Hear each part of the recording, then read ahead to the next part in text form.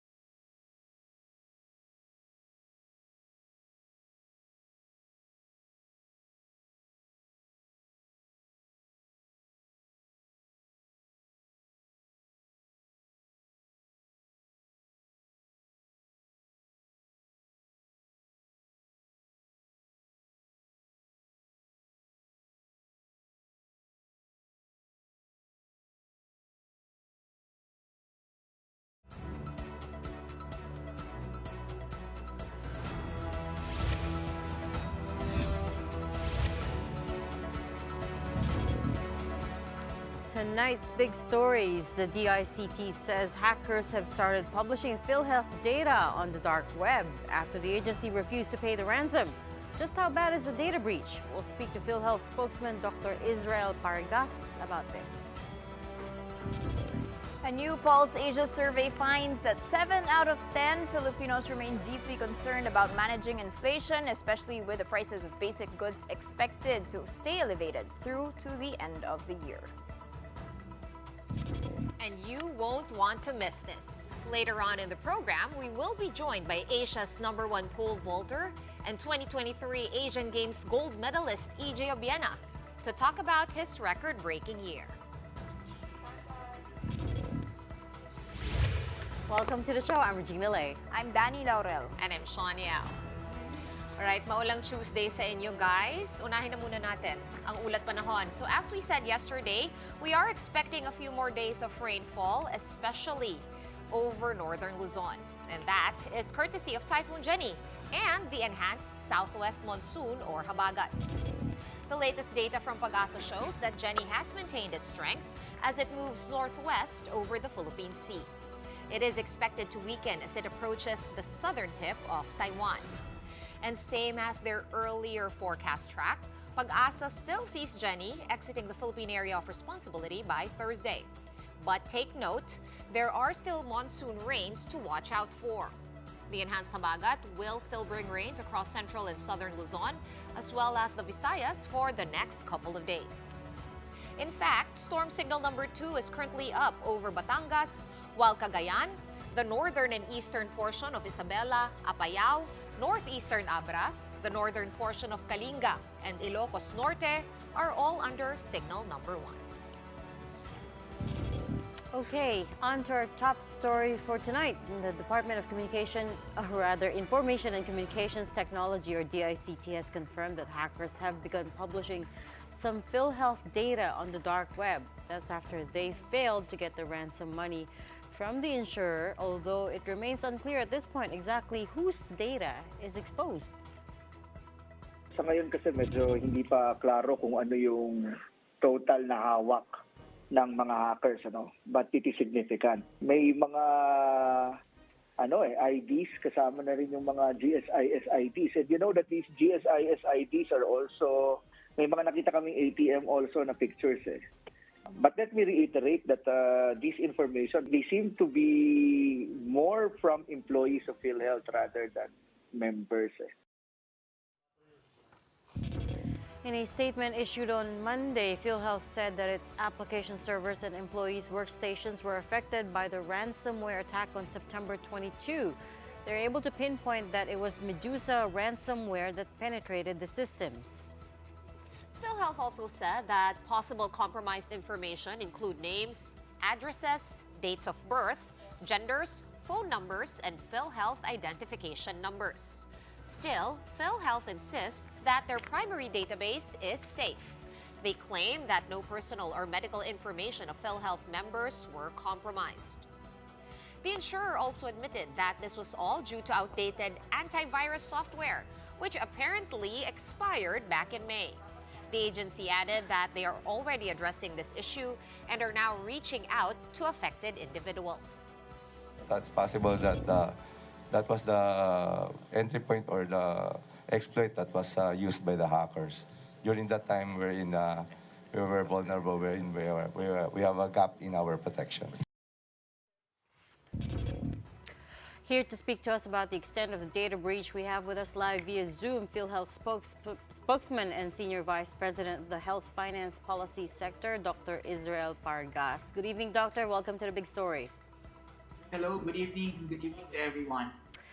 Dr. Pargas, I'm not going to beat around the bush. You heard what the DICT said. The hackers, turns out, have begun exposing the data that they collected on the dark web. Can you give us an update, please, on the situation?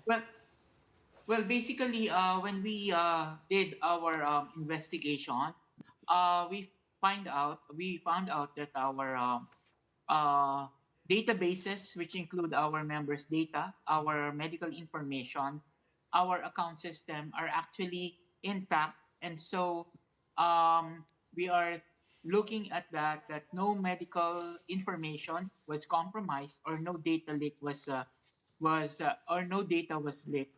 However, there were around 90 working stations which were infected. These are computers by our employees, and so most of the data that we think are that were extracted by this or hijacked by this virus attack was those data of our personal employees, like their personal ID, their ins and outs, and but we are still looking deeper into this if there are still other data that have been hacked out by these hackers. All right, so just to make it clear, Sir, Dr. Pargas, you're not sure yet whether or not any actual member data has been breached and posted on the dark web. What you're sure of is that some employees' personal or at least personal work computers were affected. Tama po ba? Yes, for the employees, yes. But for our members and our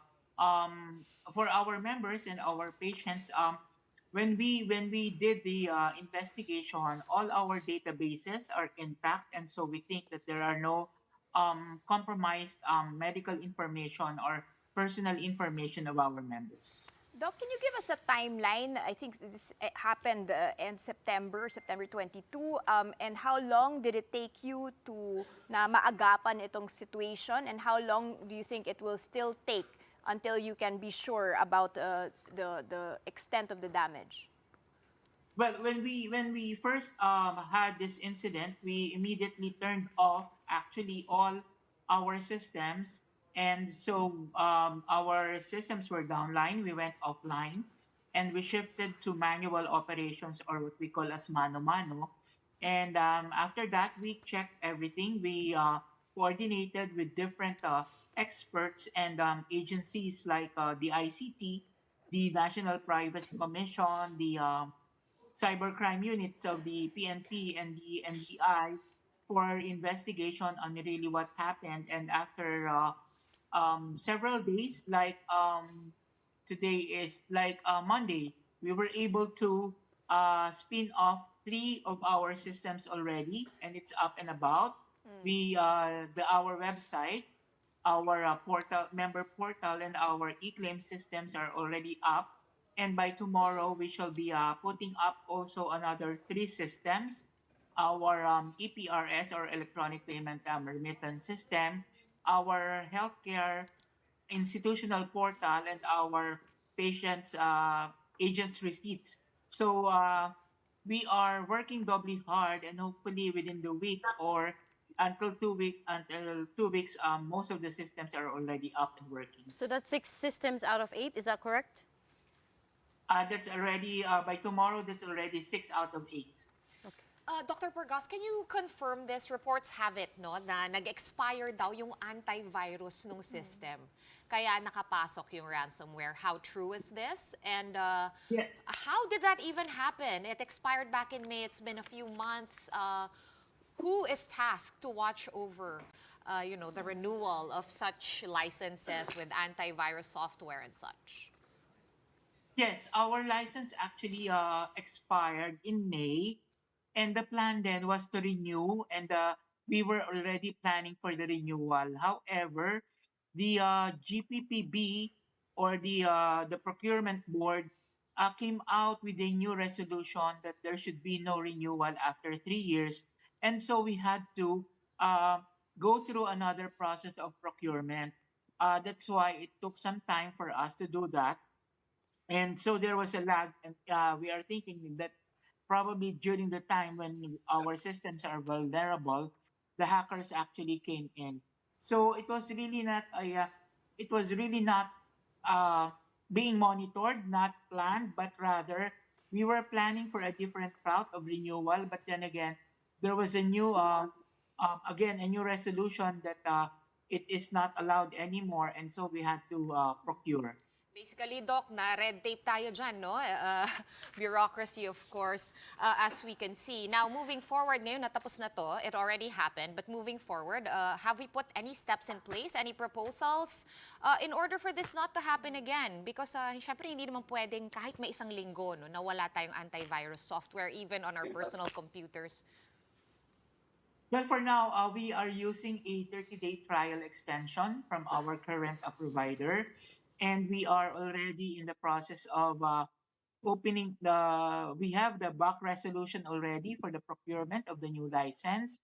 We also have doing emergency purchases of some tools which would help us monitor and put some controls in order to make sure that this does not happen again. And this procurement of services are actually proposed by the different agencies and different experts. We are also reviewing our data privacy policy to make it stronger, and we are also reviewing the access of every individual or every employee in PhilHealth to make it more protected. Doc, do you know who are responsible for this? Would they have had inside information, knowledge of your systems to be able to do this, or is this just some ransomware attack? And what were they asking for exactly? What we know right now really is it's attacked by Medusa, the ransomware, but we don't know if it's there is a negligence in the corporation, or there is a connivance in some of our people. We are still looking and verifying on that. But of course, we don't want to think that there is. But of course, we're looking into all of the aspects of these things. They are actually demanding, although there is no direct demand from us, but accordingly to the news, they are asking for around $300,000 or 17 million pesos in exchange of this data. Just yesterday, PhilHealth President and CEO Emmanuel Ledesma Jr. said this was all just a bluff, right? This being the hacker's threat to expose the data. He said it was a bluff. He called that bluff. It backfired. They called your bluff instead. Forgive the question, Dr. Pargas, but why didn't you guys act sooner? Why didn't you take it seriously, the threat? Well, we are actually taking it seriously. And so we are actually not just doing it alone, but we are doing it with the experts and all other government agencies because we think that this is not just a threat to PhilHealth, but rather a threat to the government in itself, since, well, ransomware or Medusa is an international syndicate or probably a local one, which happened here.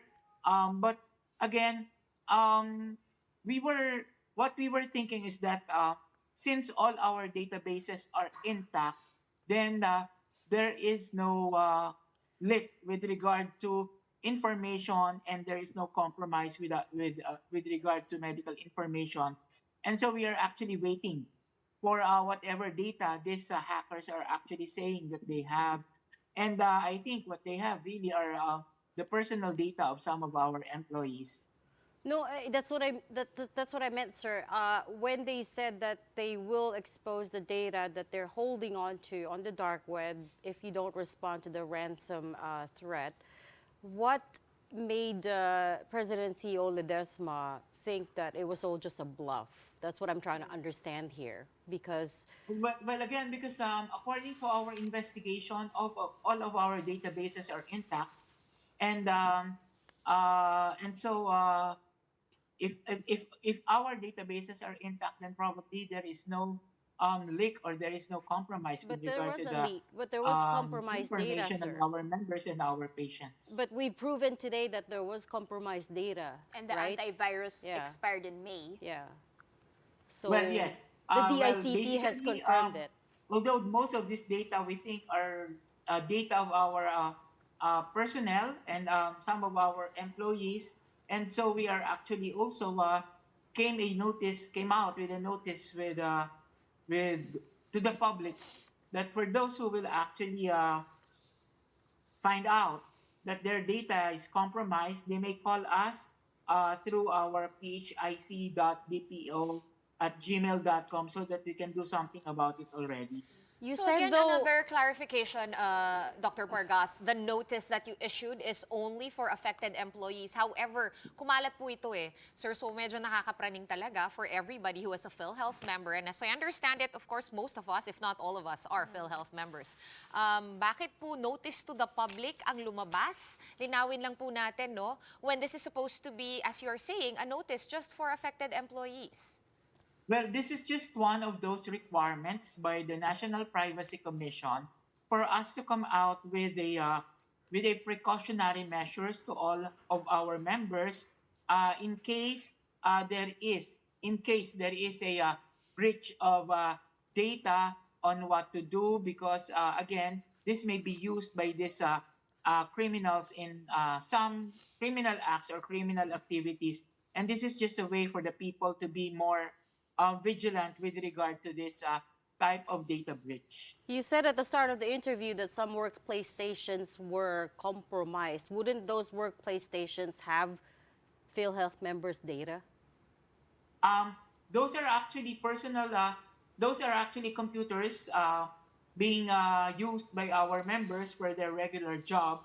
Our databases for the members' data and our patients' data are in one other separate servers and application systems. Having said that, Dr. Pargas, are you confident that these affected workplace computers of certain employees do not contain sensitive data at all? Maybe through a LAN or local area network, they could also go on to, penetrate other Emails other computers. Yeah, you're right. You're right. However, most of our employees have different levels of authorization on what data they can actually check into, or what data they can actually download.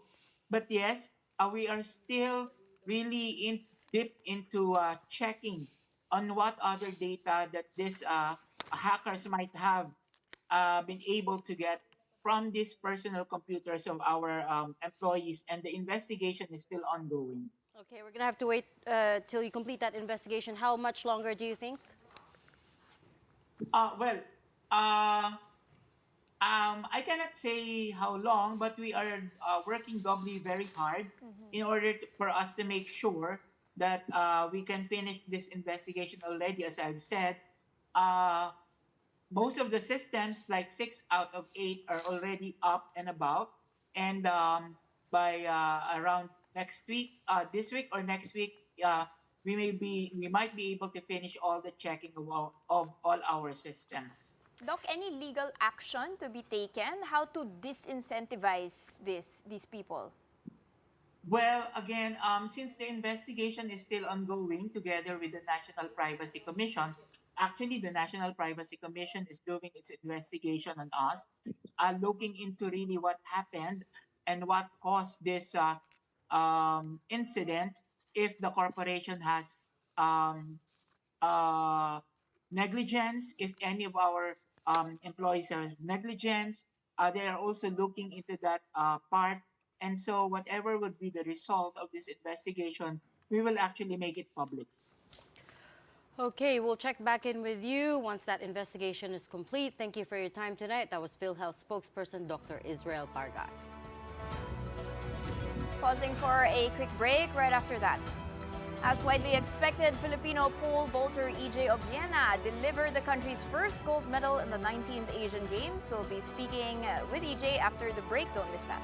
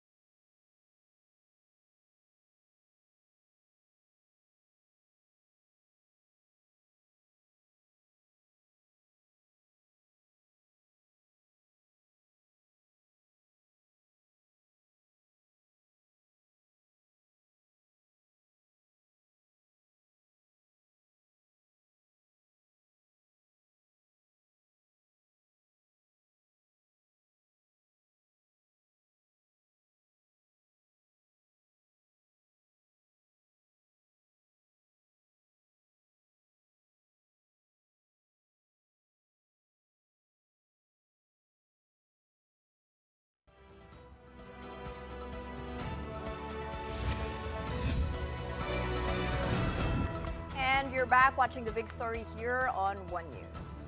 Time to check in on our athletes in the Asian Games. The Philippine athletics team is off to a good start in the men's 4x400 meter relay as they finished first in Heat 2 and qualify to the finals. The quartet of Hugh Majesty Williams, Frederic Ramirez, Joyme Sequita, and Michael Del Prado topped their heat with a time of 3 minutes and 6 seconds. The Philippines, who is the reigning 4x400 champion in BC Games, will have a repeat showdown in the finals at 8:35 p.m. on Wednesday. That's against Thailand, Iraq, Bahrain, Korea, India, Sri Lanka, and Qatar. Meanwhile, Gilas Pilipinas is off to the semi-finals of the Asian Games. That's after escaping Iran 84-83. Gilas led by as many as 21 points, but squandered that lead in the final frame, where the Iranians even managed to wrest control of the game heading into the final minute of the contest. But clutch baskets by Junmar Fajardo and Justin Brownlee helped lift the national team to its first semifinals appearance in the continental meet since 2002. Gilas will now face China at 8 p.m. tomorrow for a chance to fight for the gold. He is the one who delivered the Philippines' first gold in the 19th Asian Games, ending a 37-year gold medal drought. It is an honor to have him here on the show, world number 2 pole vaulter, EJ Obiena. EJ, hi! Kamusta? You're number 1 in Asia. I know, number 1 pole vaulter in Asia. There's a lot of stats, actually. Number 1 in Asia, number 2 in the world. How do you feel? I feel good. Happy to be back home. Get to enjoy a little bit of my off time with family, and of course, have fun a little bit. I know. How often are you actually even here at home? You know, we always report on your feats in Europe and other places in the world, different track and field meets left and right, where you, of course, have cleared even a 6-meter jump. How often are you in the Philippines, for real? I think like 2 months in a year. Yeah, most of the time I'm outside and I'm doing, competing, training. Unfortunately, my coach is based outside of the country, and we still don't have the complete facility that needs to prepare a pole vaulter, at least from in the Philippines. How was the pressure over there? And of course, now you're moving even further in the Olympics in Paris next year. How can you compare the Asian Olympics, if you can call it that, the Asian Games, and global Olympics?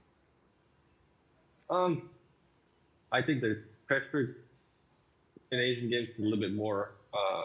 I mean, I would not know yet at this time, but everybody back home is saying that, this is an automatic gold, and in sport, there's nothing as simple as automatic. It's always a battle, and maybe I have the higher chance or the higher probability even of winning it, but it doesn't mean I'm going to win it. It's it's a stat.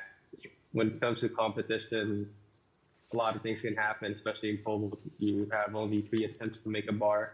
If you don't make your first bar, you're out of the competition. So yeah, the pressure is definitely there, but when there's pressure, there's the opportunity. We're rolling video. I think that was of the Saturday meet, right? The last one that you did. Yes. Talk us through that process. So you cleared 5.9 meters on your first try, and that was already a new Asian record, right? And you'd already bagged gold at that point, but you still went for 6.02 meters. You didn't clear it, but I saw you smiling whilst you were trying to do it. Talk us through what that meant to you. Why did you have to push yourself so hard? I mean, I don't want to waste an opportunity. It's almost like I couldn't stop at that time, because if I did, I felt like I wouldn't do justice to the 80,000 people who were clapping in unison for me. And I felt if I could jump 602, it would be a perfect gift for my coach for his 78th birthday. Wow. Fortunately, it wasn't there. I'm just, how do you say? I'm still trying to make that bar, but I also want to entertain and also give credit to the crowd when everybody's clapping for a single guy in the field. It's a surreal experience. So you wanted to give them a show. You wanted to give the crowd a show. Good on you. I was gonna say an addict. but is that something that you guys talked about? Your team talked about going into the meet. Is that a hard goal that you'd set for yourself? I'm gonna try to clear 6 meters and go from there, or you kind of just did it on the fly? Not at all. My coach wanted me to just win. It's been a long season. I don't think I'm in a prime fitness shape going into this Asian Games. There was some challenges, of course, and I was in Europe, then in the US, then I need to go back to Asia. It's been pretty much I've traveled like quarter of the world in the past 2 weeks. So the goal was just to win, nothing more. But when you're competing and you have. Yeah, sorry. No, I just wanted to say you made the sport so visible for Filipinos. I'm just so curious. How did this come about? Like, did you just know as a child I want to be a pole vaulter, and you just decided to go for it? I know you have been doing this since you were 8 years old. Yeah, and I agree with Danny. Happen? Every time I watch you, I'm like, how did he even think about wanting that? to do that? It looks so terrifying, frankly.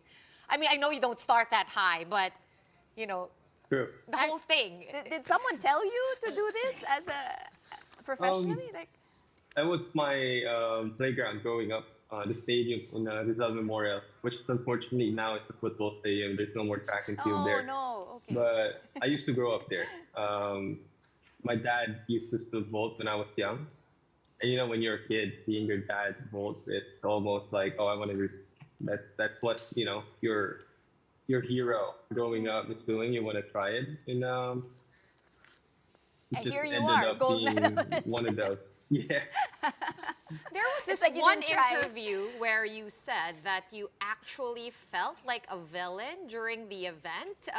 Maybe that was the evil laugh that Regina was talking No, about. no, I was laughing because that's evil the smile. reason we wanted to invite you to the studio live face to face was so you could give a demo. Baka kasi, Parang Oh. kulang yung height dito for EJ. but no, 6 meters. all right. Yeah. meters. But why? Why did you feel like a villain? Did you feel like a super villain? So was that confidence speaking? What was that? Nah, I wouldn't say with confidence. I think it's just I can't name my mission. It's always been like before I step on the track, I know what I want to do, and I feel like my complete being is stepped into one goal, and I think that's how you compete as an athlete. That's how you create the best out of your performance. But going into the meet, I felt like I'm robbing someone else the medal, and it's almost like I'm a heavy favorite. I've had a really good season, and it almost felt like it's bad that I'm there. Like in a way, because the people I compete with are my training partners as well, and they're good friends of mine, and they gave me, they basically gave me training in ground facilities during my time in China.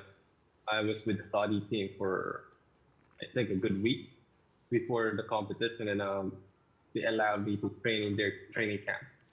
So I almost felt in a way bad, and the only way I could kind of put it is like I felt like I'm a villain because I'm taking this away from someone in a way. But then I just felt like I have a job to do.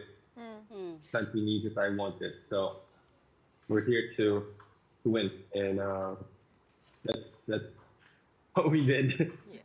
And EJ, another thing that strikes me about your career is that actually your team, of course, there's a lot of people there, but key people in there are, of course, your coach, Vitaly Petrov, and your dad, who you mentioned is also a trackster.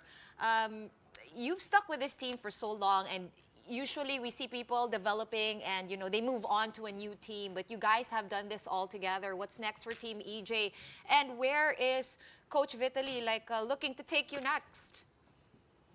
Right now, Vitaly told me pretty much to just try to unwind for that because it's going to be a tough year. And he already told me training's going to be hard. We're preparing for Olympics. It's something that we need to over prepare in a way. So we're planning to do a bunch of stuff. I can't tell everything, but it's a bit of more sophisticated testing and of course a little bit more scientific tools that we're able to actually use now.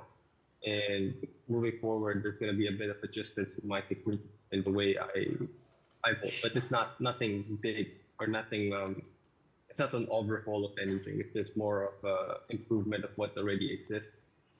And yeah, we're still going to be training in Formula. It's still going to be our main camp or main base going forward to Paris. What's there's not going to be a lot of competition this year. Next year actually. What's the strategy to go head to head with your number one frenemy, Armand Duplantis? How to become number one in the world? Well, Frenemy is I my need to word, beat not him. yours. How? How him- exactly? I need to beat him more. I think the first thing is I need to close the gap. I need to be very realistic right now. His best day and my best day, it's probably 99 to 1. So if I get a little bit closer and get that number a little bit more to my favor, then it will be better. And yeah, there's a lot of technical flaws that I still jump. I mean, if you see the 91 jump, it didn't look very clean. It's like my legs are everywhere. They're not aligned. My arms are explaining everywhere. It just so happened that the pole is very stiff and I'm able to move it. So there's a bunch of technical stuff that I need to be more efficient about. Physically, I think I can be a little bit faster and stronger as well. So there's a bunch of things that I can focus on and work on to close that gap and hopefully keep on knocking on that door. And from Paris, we'll see. For And young people, what is the specific skill that needs to happen for this specific sport? Is it athleticism? Is it speed? Like you mentioned, you could be faster. Is it Yeah. more mental because it's really scary? What's the main skill that you say, if I have this skill, I might, be as successful as you? I don't think it's the single one. Pole vaulting is such a complex event that, you have the mental side of the game, the fear of, getting rejected, going back to the ground and missing the pit or breaking a pole. It's always there. So you need to be very tough mentally. But then again, it doesn't matter how tough you are mentally if you're physically incapable of running as fast, or at least a decently fast speed on the runway, because then it would result for you not being able to get on the big pole or a bigger stick. Bigger stick means better chances of you getting high up in the air. And gymnastic skills is also needed, so I could align and use that energy that I put on the pole efficiently and propel myself to greater heights, and to connect all of that with strength. So I need to do some weightlifting and strength training. So I wouldn't say there's like a single specific athleticism. Okay, It's a combination of a lot. without that special, magic thing that you need, I know a lot of hard work for sure is in the mix, a lot of strength and conditioning. What's that like for EJ Obiena? Do you diet? Do you pay special attention to what you eat? And what kind of different co-trainings do you do apart from jumping over the bar? Oh, my schedule's pretty boring. It's very repetitive. So I do like 10 trainings in a week, and those 10 trainings would last for like maybe 3 to 4 hours. And we cycle through a bunch of different things. I do gymnastics, not as good as Kaloy. I do weightlifting, not as heavy as Ate Heidi as well. I do some sprint work in the track and some plyometrics to improve elasticity. At the same time, I have a psychologist to work on my mental game. It's a full-time commitment, to be honest. That's why I'm staying in Italy, and most of the time, I don't even have time to be sat there because most of the time I need to do something. Yeah, what do you do for fun? Tennis. I love tennis. Okay. Tennis. I love driving around. Tennis. I We were just just played talking tennis to a while Alex ago in yesterday. Poland. Are you allowed to eat your favorite foods now that you're home? Right now I can eat a little bit, but I can be a little bit more lenient. But I can't be like drinking soda and just chugging like sugar in my body. I still need to No watch out, but I alcohol. can be lenient. I feel so sorry for you on the Yeah. no soda bit. But EJ, which Philippine destination are you looking to check out? You're always not in the country, as you said. You're only here 2 months in a year. Any local tourist destination that you're going to check out while you are here? Right now, I don't really have any plans of going to the islands. But last year, I was in a very beautiful place in El Nido, and it's amazing. I had my girlfriend with me at that time, and it was a dream. It was a beautiful place, and you tend to forget the paradise that we have here in the Philippines. So hindi kasama yung girlfriend this time around? Does she have to travel with you around the world? Oh no, that's expensive. We don't have money to do. Ang hirap naman. Okay. Wait, EJ, I'm very curious. 2 years ago, you're already getting a lot of offers to become citizens of other countries, and that was way before you became world number 2. Even more so now, I'm curious, are you still getting offered? Right now, I don't have that in my mind. I'm focused on Paris for Philippines, and as I said, I owe the country a lot when it comes to Olympics. I didn't get out to do what I set out to do back in 2021, and I'm given another chance comes 2024. I don't have sight on anything right now, and I'm focused only solely to performing my best in the Olympics for Philippines. And we know exactly how your focus can take you and where it can take you. Definitely higher than 6 greater meters. heights. Yes. Thank you number so one. much for sharing your time with us tonight. Asian Thank you. Games Thank you so gold much, medalist rather. Yes, world number 2, Asian number 1, and number 1 in our hearts, pole vaulter, EJ Obiena. That's a lot of stats. I know. All right, we're going to pause for another quick break. Right after that, an agriculture official says that the government is ready to lift the price cap on rice. The details on that when we return. Keep it here.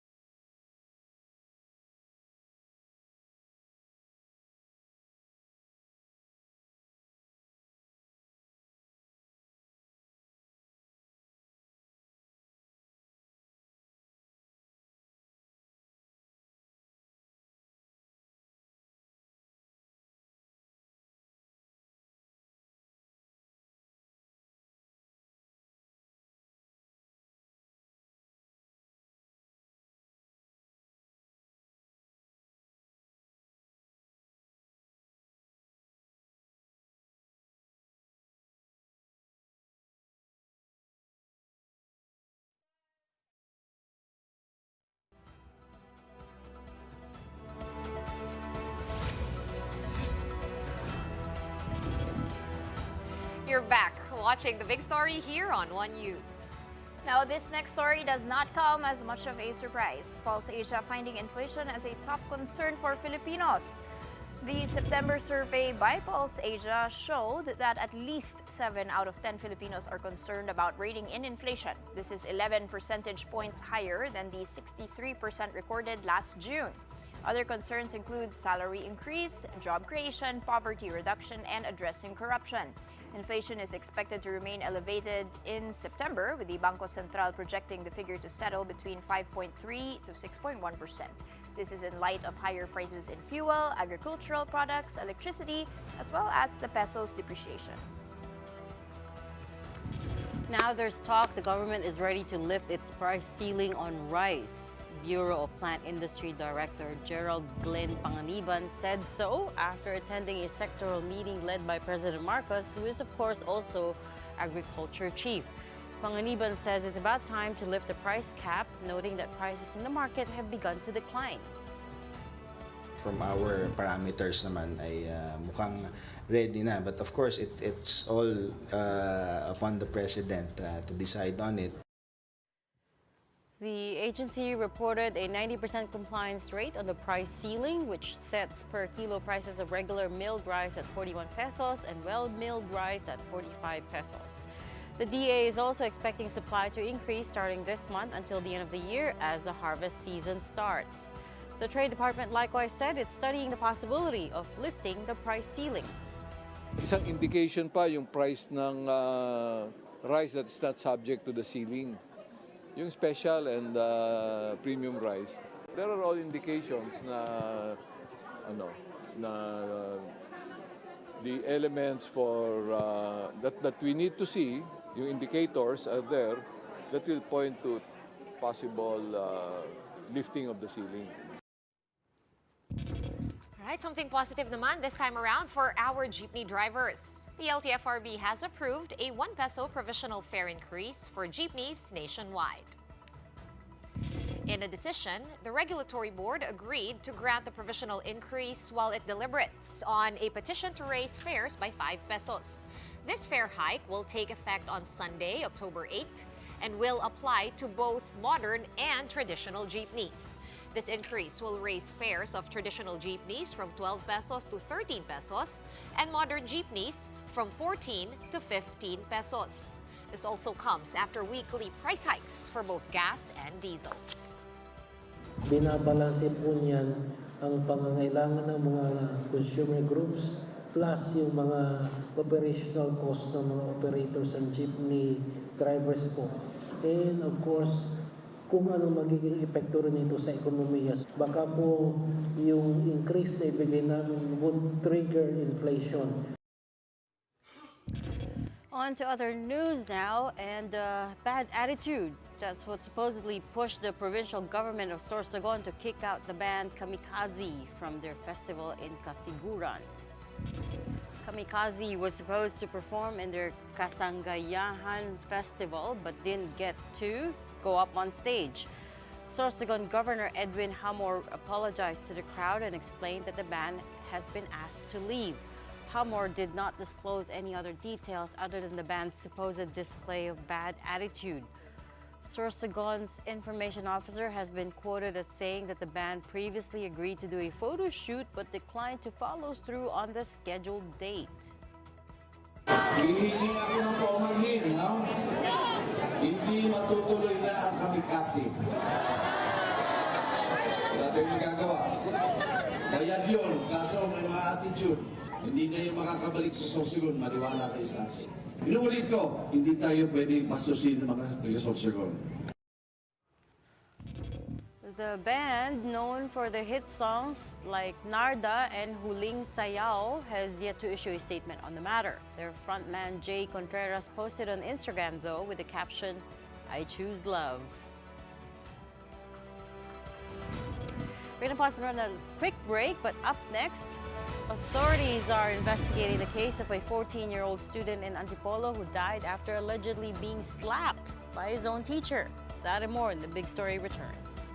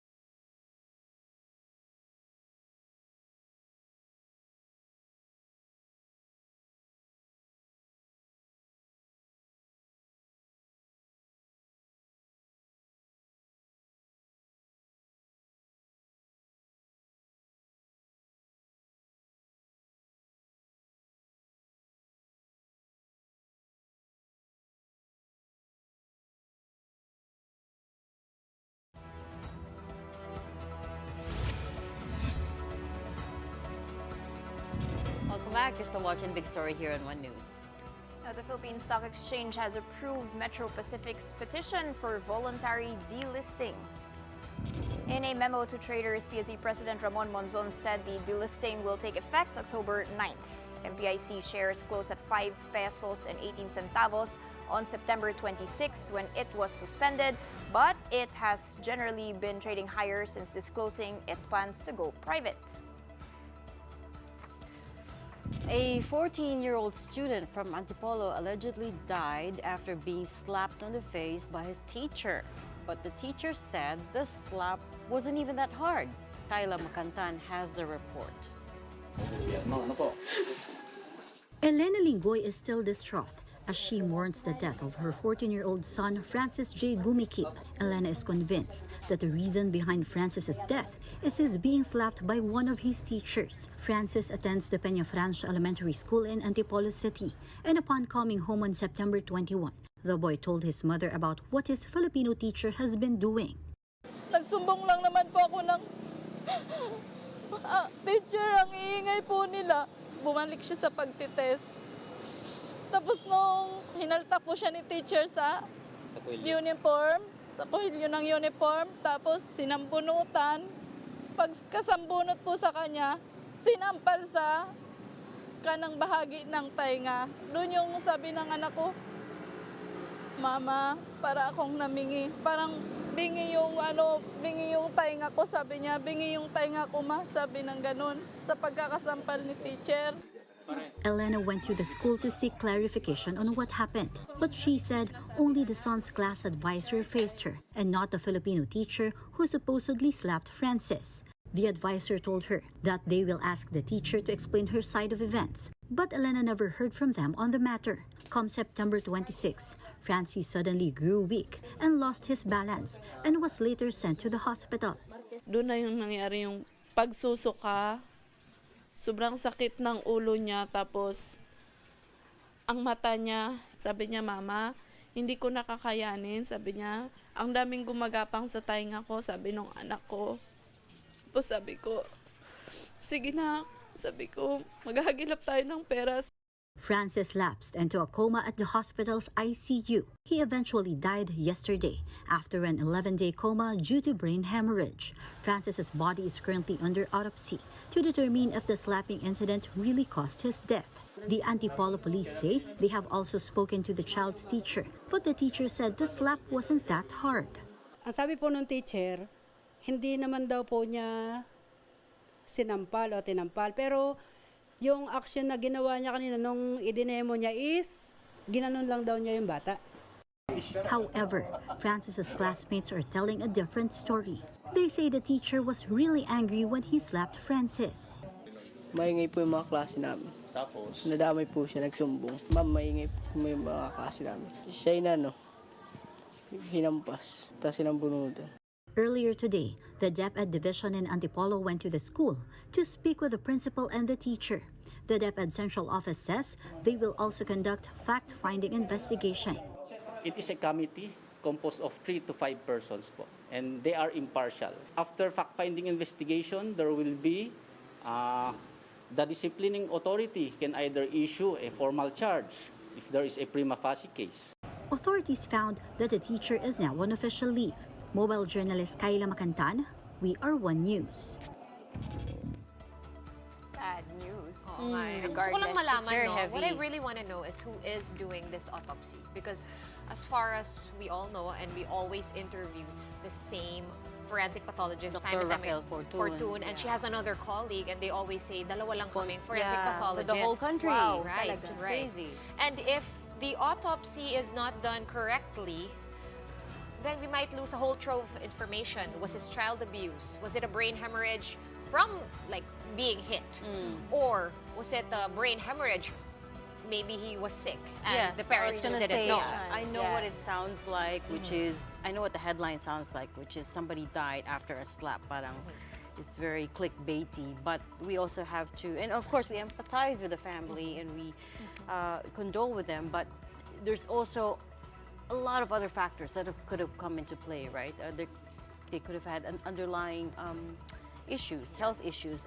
There's a lot. It There's could high be, blood yes, pressure, aneurysm, blood vessel abnormalities, amyloid etc., angiopathy. yeah. But the fact that she did admit, though, to slapping a student, that's true. That in the itself. context of a classroom where you're supposed to entrust your children's welfare. I mean, what can be done about just that incident, just the incident, regardless of Well, whether we do it have was- laws against child abuse, while we do not have a law against corporal punishment because President Duterte thumbed that down.